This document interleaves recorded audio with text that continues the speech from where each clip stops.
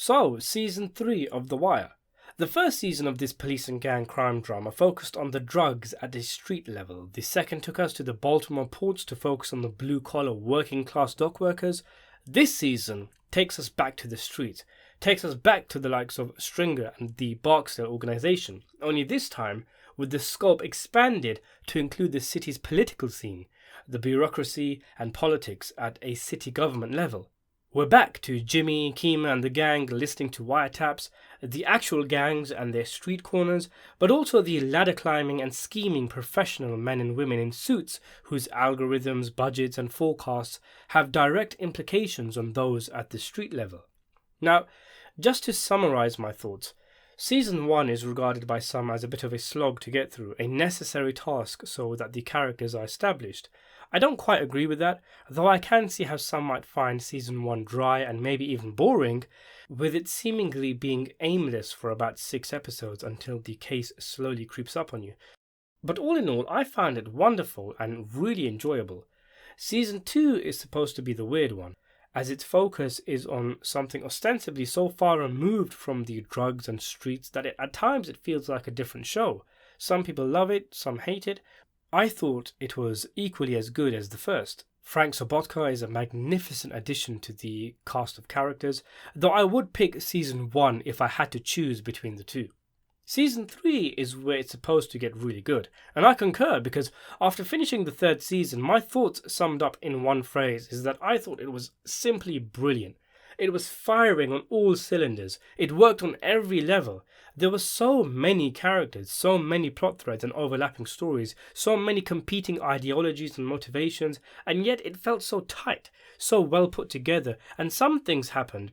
One thing in particular, which was so shocking, and it did not go at all how I thought it was going to go down.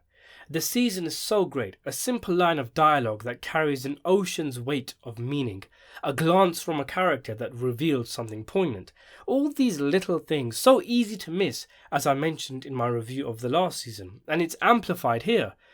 This must be such a great show to rewatch, in part due to those little details that are so easy to miss, like when they show rules at a gay bar.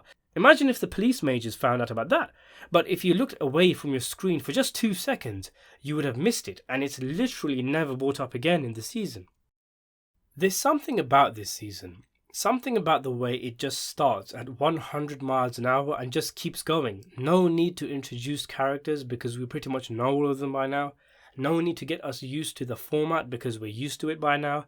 If I could put it into words, I would say that, essentially, Season 3 of The Wire feels like this is where the story actually starts.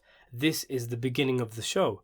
Season 1 was a prequel series. Season 2 was like a spin-off, a kind of the gang goes down to the docks kind of thing.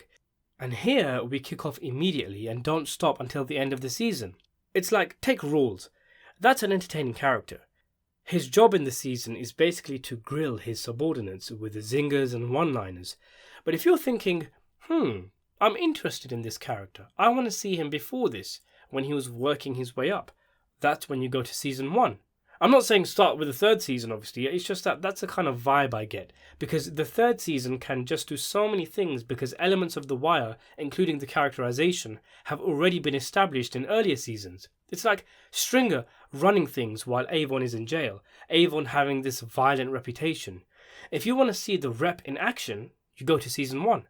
Or this thing that happens with Major Colvin, a very interesting plot where he comes up with this maverick, unorthodox and illegal idea after becoming jaded and frustrated at the drug scene of basically moving all the drug dealers in his district to an empty part of town and telling them that as long as there's no violence, they can sell all the drugs they want so long as they stay in the designated areas.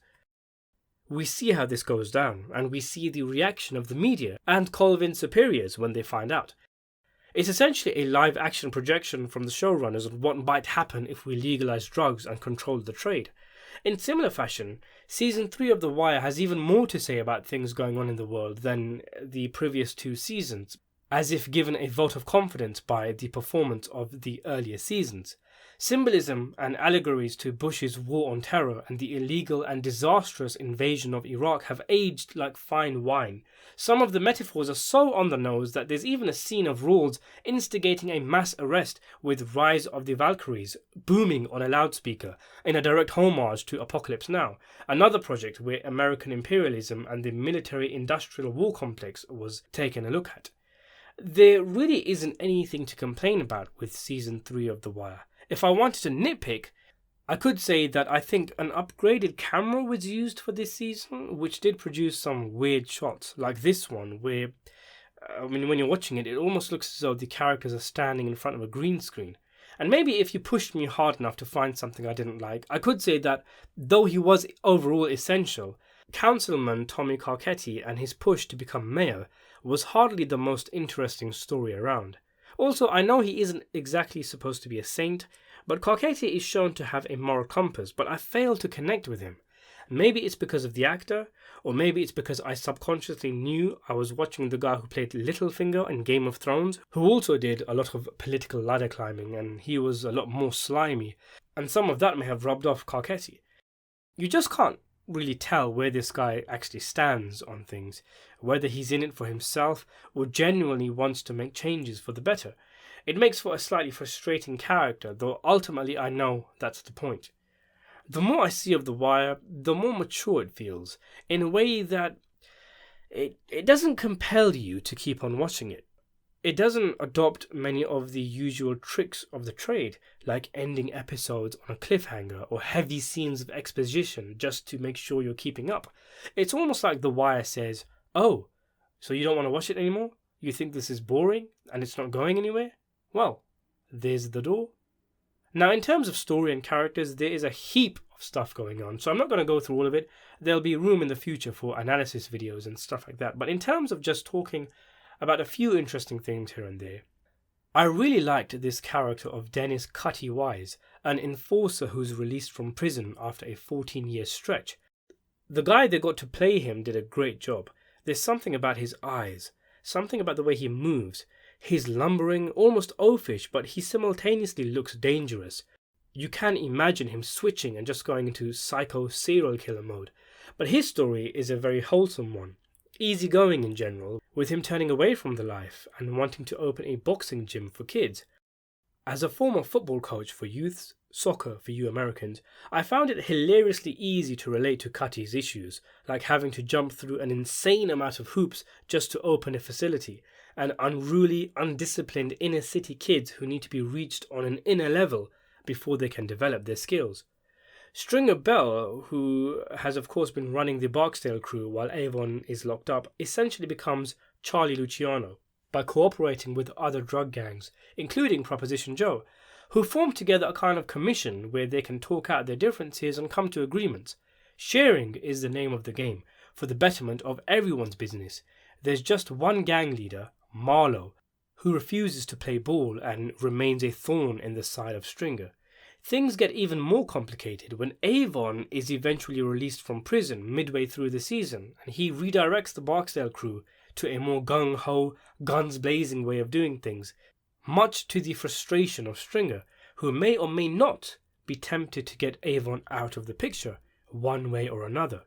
Stringer is also making ground in the legitimate world, with things like real estate, but like Michael Corleone before him, he comes to find the legitimate world is just as crooked as the underworld. The dynamic between him and Avon is a joy to watch, as is the re-emergence of Omar on a quest for revenge, and even Brother Malzone, who for some reason I found really entertaining here, a lot more than in Season 2. You know, the first two seasons of The Wire gave us a lot of build-up. There were minor payoffs here and there, but ultimately it felt like the series was holding its cards close to its chest, a bit like Boardwalk Empire, a show where it kind of felt like it was building up to something, but because the show was cut short, what it was building up to never quite came, so you were left with blue balls. Here, with Season 3, it's just payoff after payoff, with many of the things that were building up from previous seasons exploding into glorious fruition, like the aforementioned releasing of Avon from prison and how that affects the Barksdale organization. You hear so much about The Wire, how people compare it to The Sopranos for being the greatest American crime show ever made, and it's only really now that I see how that comparison can be legitimate, and at the same time, I've come to realize why people say you can't have the third season of The Wire without the first two. Season 3 of The Wire is magnificent television, so entertaining, deep, rich, and layered. Everything feels so interconnected. All the characters, no matter how minor, feel fleshed out and real. I'm looking forward to Season 4, and thanks for watching.